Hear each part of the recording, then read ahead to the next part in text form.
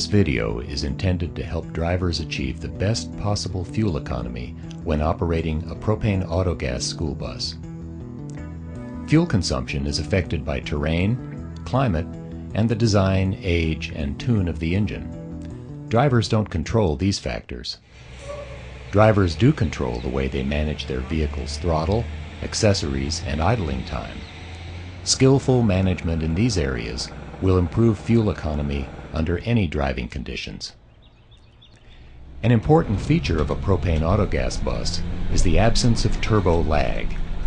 With propane, throttle response is immediate when accelerating from idle. That means a light foot on the accelerator pedal is all that's needed when pulling away from a dead stop. Get the engine into the most efficient part of the torque curve as soon as possible.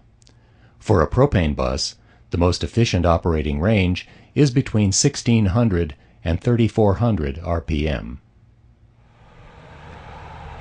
Letting the transmission shift efficiently can also save fuel. On flat terrain, the best shift point from first to second gear is between 2000 and 2500 RPM. A best practice is not to rev the engine past 3000 RPM on a flat start without letting the transmission shift. The best shift point from second to third gear on level ground is also between 2000 and 2500 RPM. On a hill from a dead stop, the engine may need to rev as high as 4000 RPM or up to 4500 RPM for a standing start on the steepest grades. For most driving conditions, engine speeds between 2000 and 2500 RPM achieve the best fuel economy. Listen to the engine and keep an eye on the tachometer to get a feel for fuel-saving starts, gear changes, and general operation. Easy does it applies to stops as well as starts. Anticipate stops.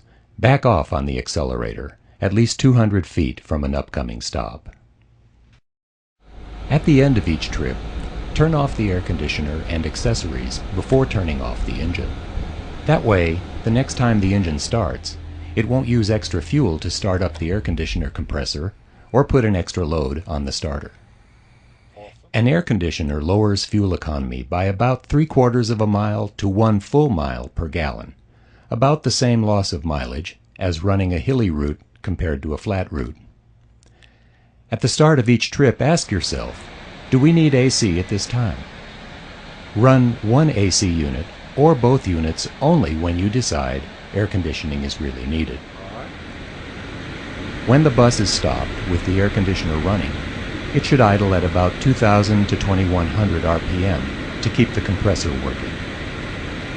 With the air conditioning off, idle speed can be lowered to 700 to 900 RPM by turning off the fast idle switch if the bus is so equipped. Minimizing idling time is a best practice for two reasons. It saves fuel and it reduces emissions. Minimizing idling time is especially important with a propane-fueled bus. That's because at idle, a propane engine uses relatively more fuel than a diesel. Diesel engines change their air-fuel ratio to run very lean at idle, so idling a diesel uses relatively less fuel. Propane autogas engines don't lean out the air-fuel ratio at idle, so idling a propane engine uses relatively more fuel. How much improvement can reducing idling yield? Savings vary district to district, depending on district policy and driver compliance. However, as a rough benchmark, drivers at Eanes ISD in Austin, Texas, increase their miles per gallon by 4 to 5% by following the district's 3-minute limit on idling time. Reducing idling time also lowers emissions. And, since most idling occurs at campuses, an important side benefit is improved air quality for students, staff, and visitors.